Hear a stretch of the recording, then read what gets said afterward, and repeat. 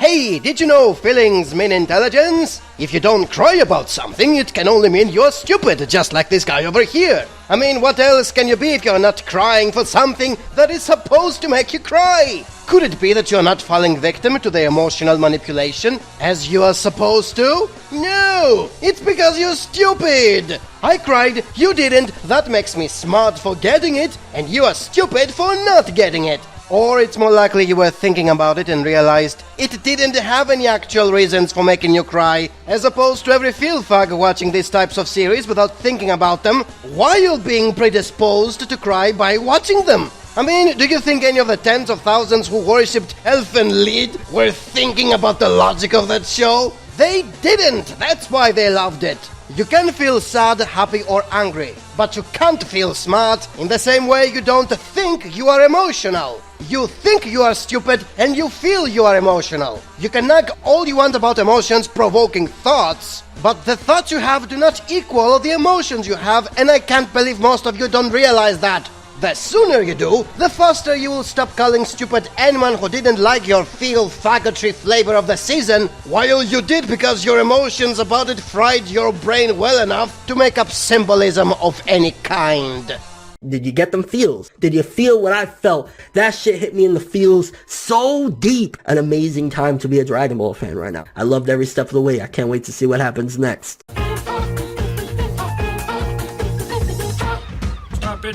Made me feel so much. That's how I felt. Just feels. That's exactly what I felt. Such a good job. Really good. So good. And I love, just love that. I fucking love. I'm just so happy. I'm just so happy. I am just so happy. It just makes me happy. I'm hyped. I'm super excited. I cannot wait to see. I just can't wait. I cannot wait. I hate Brenda, and a bad guy hit me in the shin, and I peed all in my pants. Oh man, I feel like I'm a kid again. Yo. Kid that was 21. Someday, when you are older, you could get hit by a boulder.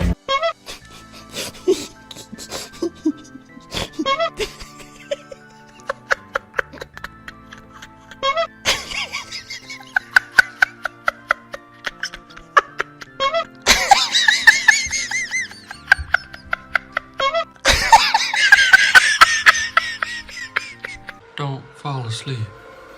Don't fall asleep. So I saw this video of a guy who explained why ultimately plot holes don't matter in a story. No story is perfect, and if you are loving what you're getting, then you consider unimportant whatever writing issues you find. This is not something new for me, since it has been stated in my video about nitpicking. You are bothered by problems in a show only when you are not engaged. But here's the thing, that guy also said that if you are actively looking for problems in a story, you are deliberately not letting yourself enjoy the show. That is not the intent, so by going into it expecting to find flaws, you are sabotaging any chance the story has for engaging you. You are actively doing your best not to like it. That is not the show's fault, it's your fault for watching it wrong. That is something I am hearing almost on a daily basis. I'm a hater who watches anime to hate them, and no matter how good they are, I will never like them. There is a hypocrisy in this accusation, since most who are saying that eventually hate the exact same shows they were defending. The video about plot holes provides us a good example of what I mean. Digibro, in one of his countless cases of changing his opinion about a show just because the colors weren't pretty anymore. He's calling something a masterpiece for as long as he's into it, and when the Sakuga is not as good anymore, the show magically becomes bad all along. So in this regard, who was watching it wrong here? Someone who knew it was bad from the very beginning, or someone who was enjoying it until his eyes opened to the truth? And I say until because if plot holes don't matter, and the intention of a show is enjoyment, then from the moment you are no longer engaged, you are not following the intention of the show, and therefore you are watching it wrong. And if you don't like it, why are you watching it? Just to hate it? Ultimately, it comes down to whether you watch something purely for entertainment, or food for thought, or critical analysis. Even the guy who made the video about the plot holes agrees to that. It's just that plot holes matter only when you do the third thing, not the other two. Their belief system is one built upon seeking confirmation bias and maintaining an emotionally compelling lie. They will therefore remain intellectually stunted. Black Clover has been dominating. Everyone's talking about it. Season 1 of My Hero Academia didn't really get that much hype. New king of shonen anime is here. The new age of shonen anime is here. This could be the new Naruto and Bleach. Their belief in that lie is so emotionally compelling to them that it effectively becomes an intrinsic part of their identity. Bitch, I look like Goku. They'll employ all manner of mental gymnastics to sustain their belief in the lie, even resorting to cognitive dissonance, which is the ability to hold two or more different and contradicting thoughts, beliefs, and attitudes about something. Can be interpreted however the fuck you want to. It's not a fucking semantic debate. The word has a definition. Right. They will even refuse to face criticism or counter-arguments because they can be physically and emotionally painful for them to hear. Are you lonely? It's just a childish response to say first. And secondly, if you want a genuine debate, a genuine conversation with someone, you don't chuck insults in there. They will endorse violence in order to prevent their belief being challenged. Attack the said individual I'm about to talk about. Mr. Anime Snob, you don't fucking mess with Chibi, okay? You fucking don't. Ready that asshole, boy, because the train's coming for your ass. What I'm describing sounds more like a kind of demonic possession of the mind. Yo, like what? Like, yo, like what? Like what? Like, yo, like what? Like,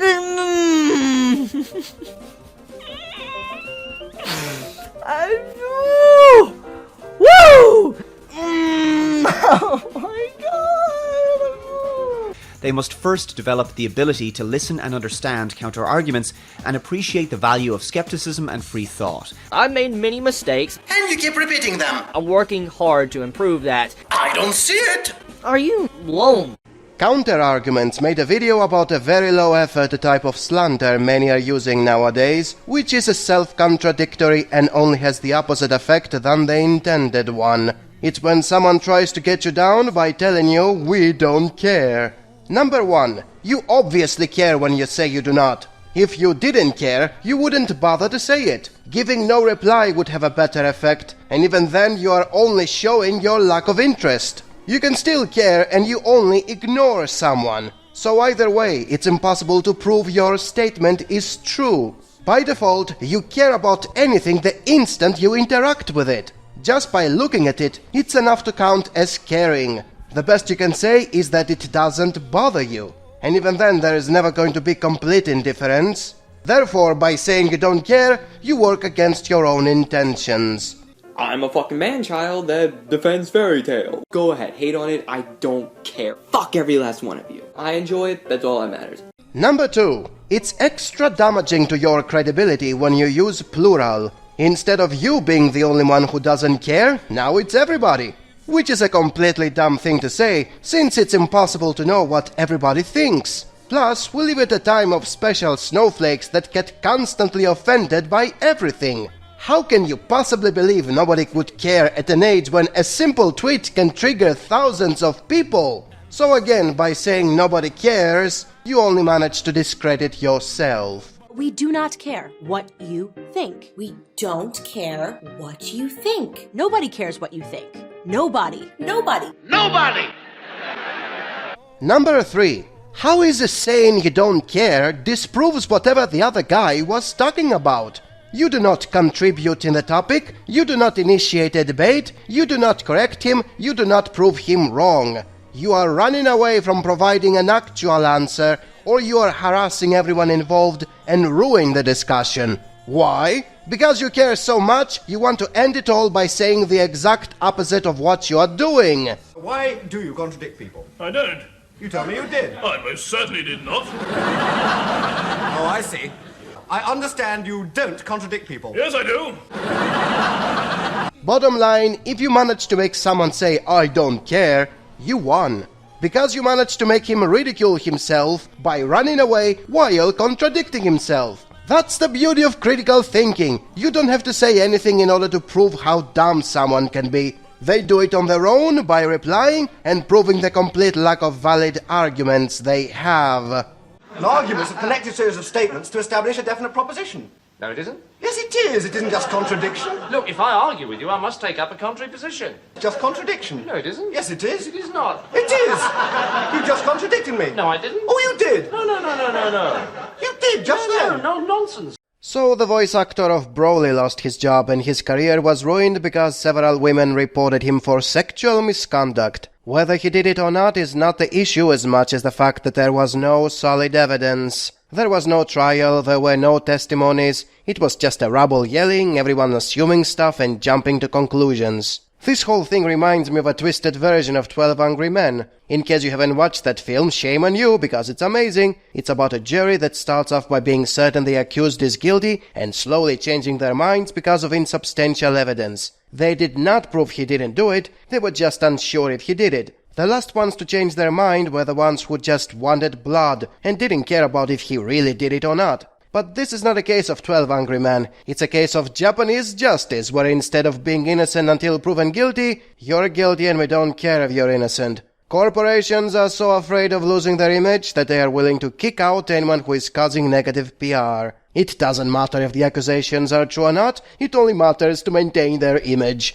I am not defending Vic and I am not saying he didn't do all the things he's accused of. I am only pointing out how he was kicked out exactly after the Dragon Ball movie came out. And he had a lot of attention from the media. This proves this was a calculated strike, done deliberately at that point to maximize the public outcry and manipulate their emotions. If there was solid proof, it wouldn't matter when it becomes public, but since there was none, they went for feels over facts. This was in essence a witch hunt performed by nasty social justice warriors for years now, who hate everything and want to see the world burn. Not only they use rumors and assumptions to destroy anything they touch, they go as far as fabricating evidence by photoshopping pictures of Vic, where they make it seem like he's molesting someone. And again, I'm not saying he didn't do those things, I am only saying his career was ruined for something that is as common as the sun rising from the east. Have you seen the shit going on at conventions? Thousands of minors, half naked and in sexy costumes, many of which are willing to do a lot for spending a few hours with a celebrity. It's not like Vic, or any other who was accused of doing the same thing, would get horny at some point for no reason.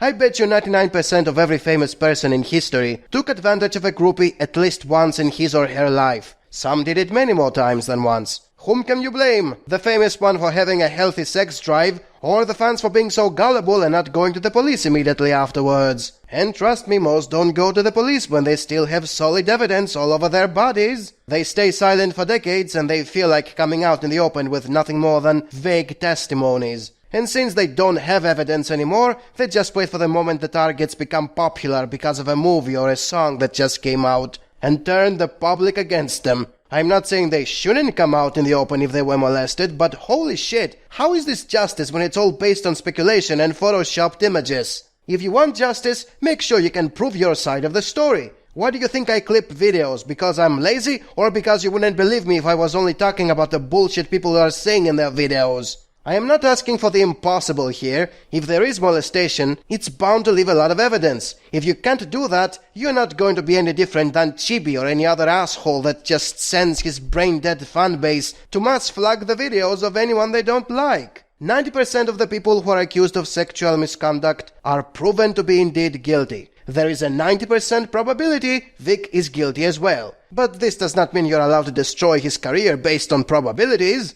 You might as well destroy everyone just to be sure nobody's gonna get away with it. Or you can find hard evidence so you can be 100% sure he's guilty and then destroy someone instead of coming off as a freaking dictator. You know, like the one social justice warriors are making fun of all day. If they had evidence, I wouldn't complain. But that's not what happened, and they went as far as fabricating fake evidence. This is not justice. So fuck you, you miserable social justice warriors, for the thousands of careers you destroyed with your progressive libtard ideas without any evidence. We had an absolute banger of a trailer come out earlier today. Hey, you don't have to like this. I love everything the way this series looks right now. You don't have to like everything. I absolutely love this key visual we got. In fact, you don't have to like anything. I really just love the colors, too. It's their job to create something enticing that interests you, that you will delve into further. I love a good zombie story. It's not your job to get handed these bland elements and make a delicious stew out of them. The way this series handles zombies, at least from what I can read from the synopsis and what I know of as, an anime only, just looking at, the cover of the manga volumes to just what I've seen from this anime, it's really doing zombies in a unique way. There's going to be incredible pressure put on you to just generally like things, because if you don't, you're one of the bad people. Who knows? I have no idea, but I've been told to expect a lot of great things from this show as well.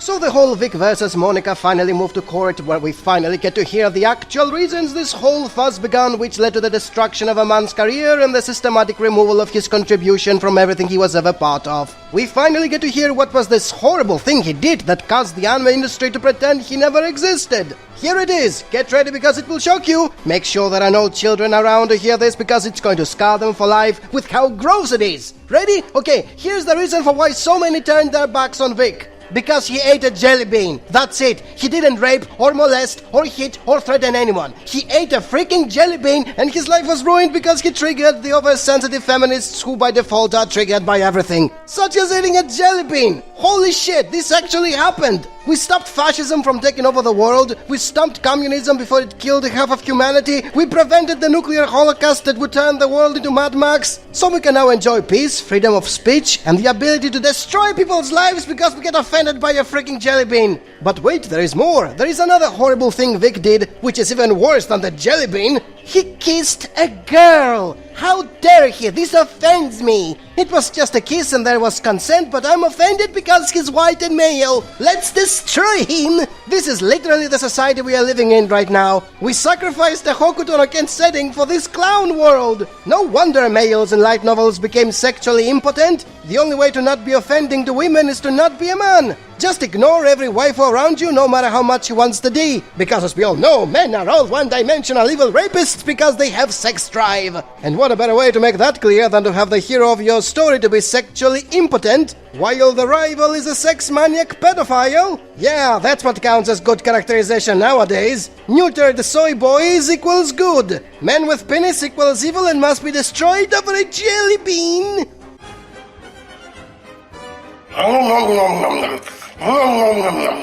Do you feel offended? Do you feel offended?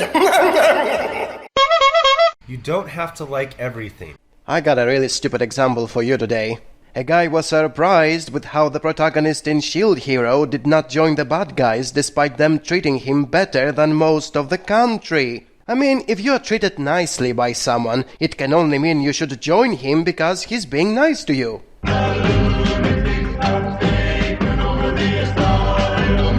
That's the thing with feel fags. They only care about feelings, not reason. It doesn't matter if someone wants to kill everyone, including you. As long as he treats you nicely, nothing else matters. The people in the comments were constantly trying to make him understand that, to no avail.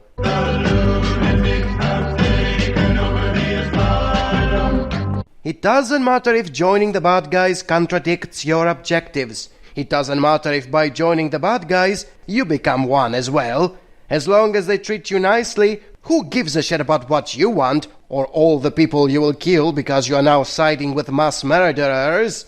All it matters is being treated nicely, even if that means being exploited, as well as becoming the destroyer of worlds. Feels over logic or get the fuck out. But I love you guys. You have a wonderful day or night wherever you live. If you enjoyed my content, please subscribe. If you like this video, please leave a like. And if you want to get notified for whenever I upload a video, please click the bell icon down below. You don't have to like everything. Every time I see jelly beans, I am reminded of all those poor people who were exploited by Dragon Ball voice actors. So I demand from the candy factories to stop making jelly beans so sex favors can stop.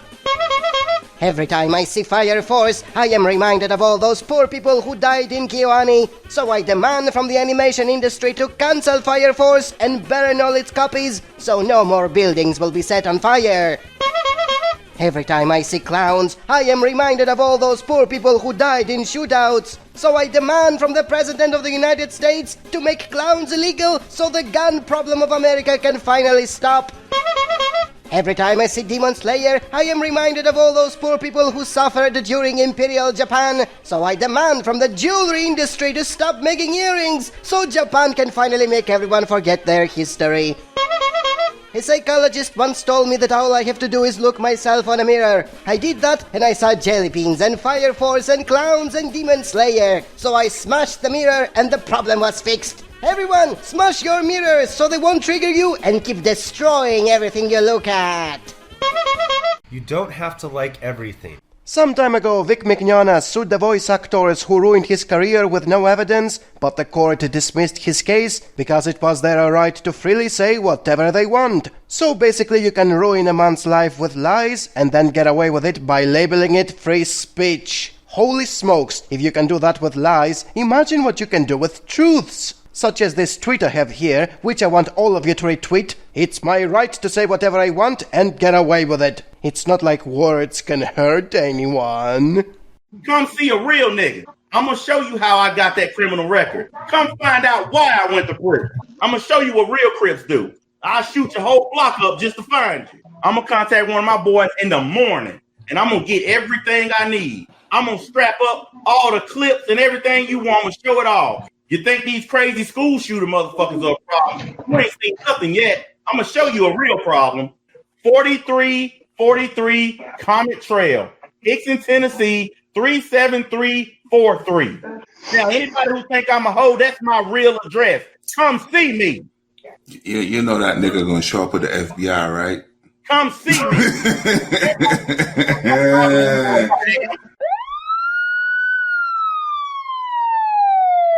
You don't have to like everything. Here is someone who really liked the show but didn't cry once, despite everyone else who watched it and said they cried. So he asked if there is something wrong with him. You heard that right. He thinks there is something wrong with him because he didn't have the exact same emotions as the others. We actually reached a point where not feeling the exact same way as others is considered to be a mental disorder. It's obviously not. It's another case of people not being able to think for themselves. Once upon a time, this was an understandable problem because there was oligarchy while education was rare and expensive, so people had to settle for whatever they could pick up along the way. But nowadays, when education is mandatory and mostly free, and you can do or learn many more things thanks to democracy on the internet, wondering if you are sick because you don't have the hive mind of North Korea is simply baffling. It's not as serious as I make it sound, since the guy in particular is another emotional thug, someone who places fields of a logic, therefore there is nothing logical in what he's asking here, because he's not thinking logically.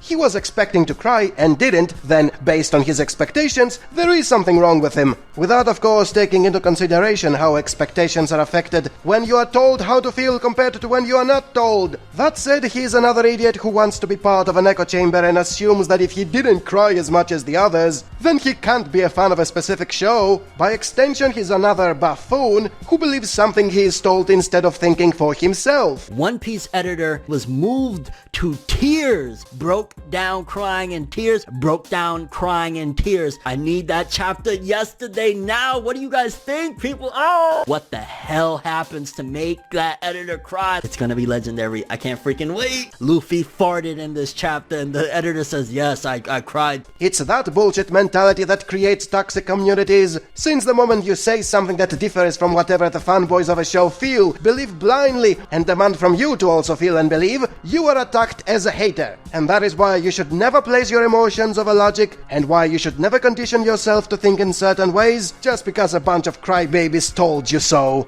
You don't have to like everything. Over here we have another example of someone who confuses facts with wishful thinking. Facts don't care about your feelings. They have happened, they are what they are, and they can't be affected by emotions. In his case, though, a fact is something that hasn't happened, most likely won't happen because it's a headcanon and wishful thinking, and it's based on his emotions. It might not seem like a bad thing at first, but then you realize that such people are preparing themselves for crying regardless of the outcome. Aside from how stupid it sounds to cry for a story that doesn't end exactly as you wanted it, what does that mean in the case it ends exactly as you wanted it? You won't cry tears of joy? It sounds to me like you're gonna cry anyways because you are setting yourself up for that specific reason. The actual outcome doesn't matter, and that's a fact. Actually, no fact matters at all when you're an emotional fag, because you define your reality based on your emotions. Like this guy here, who finds Deku very relatable because he reminds him of himself. Someone who has financial problems and is a crybaby, but eventually doesn't give up. I asked him in a chat if someone appeared in his life and gave him the most broken superpower or $1 million for fixing his life, and he told me no, he's still a crybaby with financial problems. So I asked him why he doesn't find Uraraka more relatable. She has financial problems, nobody conveniently gave her the most broken power or $1 million, and she's still a loser because she hasn't achieved shit. But he can't get behind that because he never actually liked Deku for reminding him of himself. He liked Deku for being everything he wanted to be. Therefore, he wasn't relatable as much as he was a power fantasy, meaning another wishful thinking. That is how emotional fags constantly confuse wishful thinking with facts, and why they always expect something that doesn't exist or identify with someone that is not really who they are. They have no touch with reality, they only prepare themselves for crying over things that were never true, and fall victims of their own cognitive dissonance when the expectations that form their reality are proven to be false. You don't have to like everything. Well, it happened again. The latest example of how great this oversensitive generation is comes at the form of Jun Maeda locking his Twitter account after the ending of his latest work. Why do you think he did it? For the same reason they all do. He received death threats and vitriolic comments by thousands of field fags with first world problems. Because we live in a society where such a thing has been normalized to the point you expect it to happen, and there is nothing you can do about it. By the way, the problem is not one-sided, since Maeda was also at fault for tweeting about the ending of the series being the most emotional episode ever made. And it wasn't. It was a complete train wreck that disappointed the thousands of field fags who were expecting to cry a lot. Because this is another characteristic of the society we live in. People are told how they are supposed to feel, and they expect to feel as they are told. If for some reason it doesn't happen, the most natural thing these people are going to do is blame others for not feeling as they are told, instead of thinking for themselves and wishing people to die over the internet, which is not toxic or harmful or gives a really bad image to the anime community, because these are modern times where people who want to see you dead are seen as normal and nobody does anything about it because freedom of speech. Yes, sir, we are free to say anything we like without ever being punished for it. Unless, of course, you had their feels, at that case, I refer to the creators who are lying all the time about the feels their field fags are supposed to feel deep in their fields. It's going to be the saddest thing ever, guys. You're going to cry because I told you and you believed me instead of thinking for yourselves. What's that? I'm receiving death threats because I hyped a train wreck, which didn't meet the impossible expectations I imposed on my consumers? But why? Everyone does the same thing over at Shonen Jump every day. They always hype the next chapter with lies, which raise expectations to impossible heights. Why should I be punished for doing the same thing? Here, let me lock my Twitter account for a couple of weeks, until they forget it, and then I can return to lying about how they are supposed to feel so the cycle can begin anew. Because this is the society we're living in. You don't have to like everything. One of the reasons entertainment has become so superfluous is because a huge portion of the consumers are not looking at the big picture. They crave for instant gratification and want to be part of anything that is hyped and trending. This has the result of caring more about the dopamine they get by being part of something popular than actually liking that something. It's what leads to stupid notions such as it's popular, therefore it's good. And in case some of you don't get what's so bad about that, it's the plain fact that nothing can remain popular forever. Eventually a money well will dry and the industry will create something else for squeezing as much as it can out of it. And what does that mean for the well now that it's dry? It's not good anymore because it's not popular. That's a horrible way of seeing things because it makes it seem like nothing can have a lasting quality. It becomes exposable very fast, which was not the case with books and movies of the past. What, did The Lord of the Rings become bad once the movies weren't as popular anymore? In turn, that also forces the industry to make crappy products. If the creators know that most care about the hype of the moment and not about the quality of the thing they are creating, why would they bother to make it good or to have a proper ending? Nobody's going to care once it's over, so why should we? Make it bombastic and sexy and loud, and don't care about actually being good, because they just want their dopamine fix. Oh, and stretch it to last as long as possible, because that way we can maximize the milking. Nobody cares about pacing or fillers once he's addicted to hype. And that's why modern anime are a trash, and why 99% of everything that comes out gets forgotten as soon as it's finished. People jump ship to the next hot thing because they never cared about the ship, which makes it perfectly reasonable to be a badly made ship since it's going to sink anyways and nobody will care. This ephemeral approach to entertainment and fiction devalues everything and makes it vapid nonsense. Which is why, once again, retro always wins. Because the actually good things are those that are over and have proven to be great by still knowing they are great despite no longer being popular. You don't have to like everything. Official sites are back at it again, trying to convince you why something is not what it is. Their latest jewel is presenting Bofuri as some sort of subversion because it defies gamer expectations.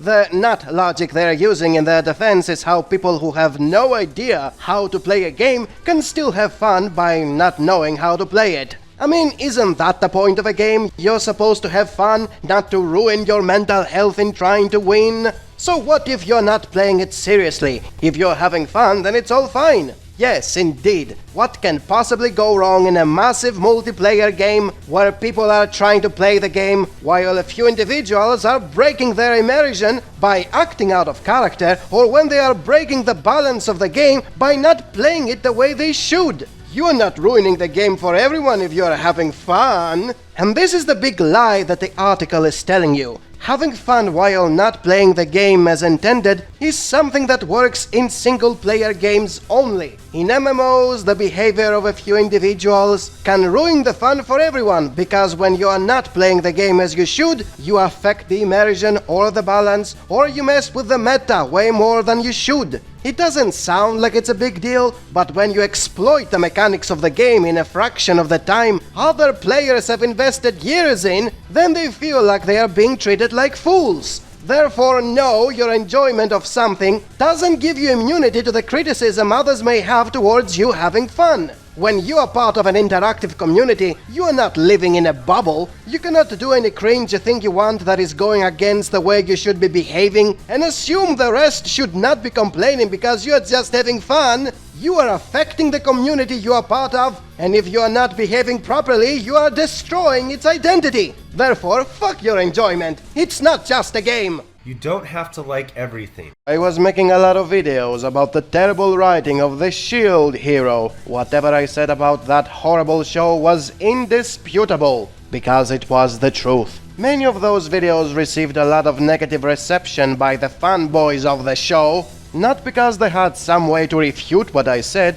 but because they didn't want to admit the show was bad. I eventually summed up my thoughts in a review and posted it on the sites I am a member of. Guess how positive the comments were there. Again, they had nothing to say that proves me wrong. They just didn't want to admit the writing was bad. Which is the point I want to make in this revisit. The casual audience considers a show to be good if it gives them the feels, or if it makes them think a lot about its topics. In most cases, they consider the writing to be good if it simply has an impact on them, because if it doesn't have an impact, then it's bad.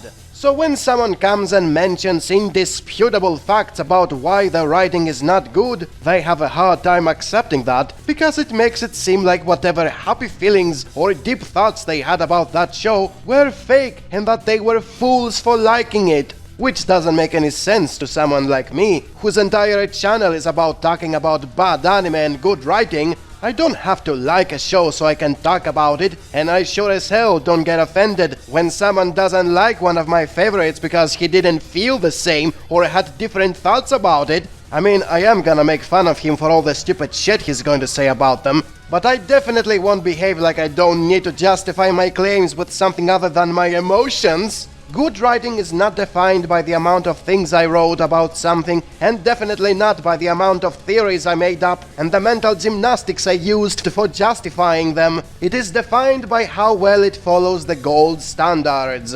Therefore, I have no reason to be offended by different opinions. Because a good show is good, regardless of what I feel or think about it. which is not what can be said about almost everyone in the anime community who gets offended by indisputable facts and judges something not based on its qualities, but rather on his emotions and his thoughts, which have nothing to do with the something he is supposed to judge. You don't have to like everything. Toxicity comes in 3 types, and all of them have to do with popularity getting mixed up with quality. The first type is an obvious but often not conscious attack, with claims such as, "I don't get why so many people like this show. You seem to be ignorant of the reasons and therefore it's okay to say it, but you are actually attacking the fans by basically calling them crazy. If you had made it a question instead of a statement, then it wouldn't come off as an attack, since you would be inviting a discussion instead of causing the only people who have the answers to turn against you." Same goes with fans who often say, "You hate my show because it's popular," implying whatever is popular, it's always good, and anyone who doesn't like it just seeks attention by having a different opinion. Something which makes no sense, since no show is for everyone, and therefore not everyone is going to like a popular show or seek attention by not liking it. Most who say it are not conscious that it's an attack. They find an excuse to discard negative opinions, and upon doing that, they attack anyone who doesn't like their show. The second type of toxicity is single word characterizations that confuse subjectivity with objectivity. When a fan calls something a masterpiece or big fiction, if he doesn't specify if that applies only for him, it comes off as an attack to anyone who isn't a fan, since it feels like an objective claim when it's actually subjective. Same goes for anyone from the other side who calls something overrated, a word that by definition is subjective, since only the individual can place something over or under something else. The word by itself is not doing something, it's the individual who uses it. When you don't specify that, it becomes an attack to anyone who likes a show. All of that can be avoided by simply stating reasons regarding why you like or not like a show, which is not something many are doing, and they resort to one-word descriptions that come off as an attack. As for the third type of toxicity, it's just people who get triggered by the existence of tastes or opinions other than their own. Unlike the other 2 types, this is caused by the individual. It is one-sided, since it's not a reaction to something stupid they read or heard. It's also what makes it the least excusable, since it's self-inflicted. You caused it, and only you can fix it. In summary, toxicity is the result of generalizations, presenting subjectivity as objectivity, and having a long stick up your ass. You don't have to like everything. Here is how you defend the brand you have sold your soul to and now behave like it's part of your identity. You begin by crapping on anyone who disagrees with you, hoping it will be enough to scare them into deleting their opinions and apologizing for having an opinion that differs from yours. When that fails, because you are not up against a soy boy who is going to cry and call for mommy because people are being mean on the internet, and instead of that you encounter a genius who knows how to make you eat your own words, you're the one who has to delete the comment and pretend you never said anything. You definitely do not reply because you're going to come off as a complete idiot. This guy is a complete idiot because he replied, and he openly admitted he wanted to provoke the genius he's up against into revealing his superior mentality. Which he, of course, is not going to admit, he's just going to label it as mental illness. He's the one who sold his soul to a brand and now acts like it's part of his identity, and the guy who disagrees is the one who's mentally ill? That, or he's just projecting his problems onto others, because he's a complete moron who can't explain, much less defend his own claims. Notice how he doesn't provide any examples for all the crapping he's doing. Because he can't. He's a complete moron who sold his soul to a brand. On the other hand, the genius he's up against provides a very solid argument that exposes the bullshit. Notice that he's not using elaborate wording or slurs, he's just mentioning a very simple example that normally there is no way he can defend against, since it's of the exact same nature as his accusation. But he's a complete moron, so he replies instead of deleting his messages and pretending he never said a thing. And he falls for every basic entrapment any person with basic critical thought would never fall for. Whenever someone doesn't like the fictional story you have sold your soul to, he can be attacked for having a reaction to it. Whenever someone attacks you for liking the fictional story you have a reaction to, it's fine, because it's fictional. If you react to fiction, that's bad, because it's not real, you idiot. Can't you tell apart what's real? If I react to fiction, that's perfectly fine, because it's fiction. I can do anything I like with it because it's not real. Weird double standards, don't you think? And he doesn't stop there. He's using every fallacy that can be easily shut down, and thus you must never use. Oh, you see, there is comedy. If it's full of degenerate stuff but they joke around, then it's fine, because they are joking about it, as they are doing degenerate stuff. Also, if you think it's degenerate, it's only because you are a degenerate. Someone who has normalized it to such a degree where it doesn't register as degeneracy has a pure mind. The ones who point out something is creepy are the actual perverts, not me. When the genius you're up against points out your stupidity and how you fell for it by using your own logic, the logical thing to do is to admit you are a complete moron the whole time and apologize for going up against a superior debater. Or you can project more of your problems onto him by saying stuff like, "Are you like 5?" and act like you don't get what he's saying, before deleting comments that prove what a complete moron you are, while leaving your comments visible, so it will seem like he's not really refuting your accusations or proving the moron you were all along. Please go to his profile and tell him how mature he is for all the brilliant things he wrote down for future generations to learn from. You don't have to like everything. If you didn't notice, there was a blackout on most subreddits for several days. Supposedly did it to protest about not making as much as they used to. The comments you see here are from our anime in specific, after the blackout was over. But it's the same for all of them. There is talk about charging users to be part of a community instead of being completely free, which is what the blackout was supposed to be about. When it's closer to a lot of people using ad blocks that prevents Reddit to make money. And by make money they also mean selling your data to big corporations, so they can flood you with products that you most likely want to buy, thus making you a shopping addict. Now that venture capital has run dry and most people are using tricks to avoid advertisements, as well as their data to be sold to companies, the platform is essentially forced to move to subscription fees instead of letting everyone using Reddit for free. And that is a big issue because the vast majority of users don't want to pay a single cent.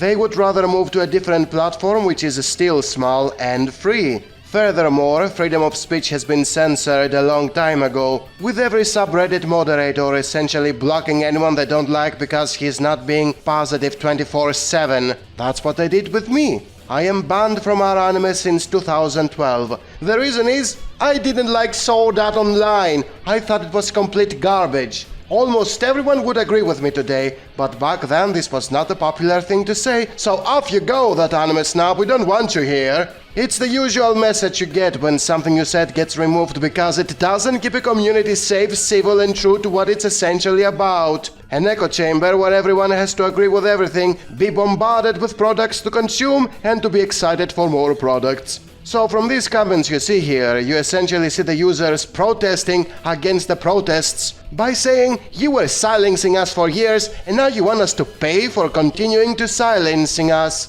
None of them care about the blackout, they think it was a waste of time, since they can just move to a different platform that is still free, not so heavily moderated, and doesn't sell their data to companies. And thus you get another proof for why modern sucks ass. What used to be free of charge and wasn't censoring everything it doesn't like, now became a small big brother. It's forcing you to pay for what used to be free, and shoves products down your throat by spying on what you are browsing. Retro always wins.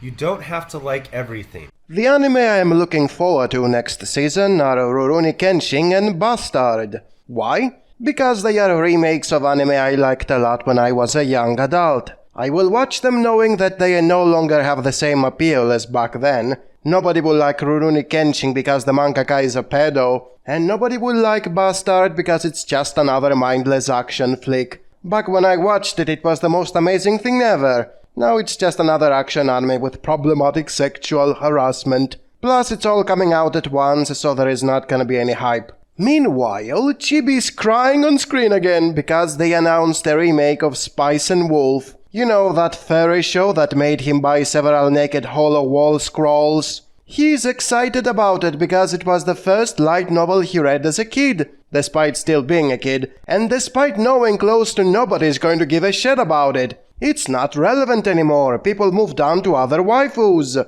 I personally know what I am going into. Remakes of shows that I am not going to like as much anymore, because nothing ever gets better. Your enjoyment of something diminishes as you grow up. It's not something you need to be a scientist to understand. People like Chibi, on the other hand, never grow up and they always get so emotional when more product they used to be excited about comes out, so they will have more product to consume. They never grow out of it despite how bad it becomes. Which is why the ogre still likes Boruto, despite not being nowhere near as good as Naruto. And he also loves Dragon Ball Super, despite not being nowhere good as Dragon Ball Z. Everything becomes worse with time, because you mature and you notice things that were invisible before. Plus your tastes change as well. But if you never grow up, you are never going to realize that. And it's going to be a problem when you notice people not talking about the remakes of the shows you like. You are going to get mad and you will become toxic because of it, painting a bad image to the thing you like and destroying the fandom you're supposed to be in support of. If you want to support the thing you like, you have to grow up and realize it's never going to be as good as when you first watched it as a kid. You have to view these remakes as lesser derivatives of something that wasn't that good to begin with. If you do that, you are never going to become toxic because you are aware that there is nothing worth defending. The best moment to defend something is as soon as you consumed it. As time goes by, its value drops and the incentive to defend it lessens. Therefore, as a mature anime fan, I am not gonna be hyped about Rurouni Kenshin and Bastard. I am not going to defend them and I am not going to be angry when I see nobody giving a shit about them. But I will laugh and expose anyone who will claim he's not supporting those anime because they promote pedophilia and sexual harassment, but he is totally supporting Mushoku Tensei because it doesn't have such things and it's actually a redemption story he's watching for the background art.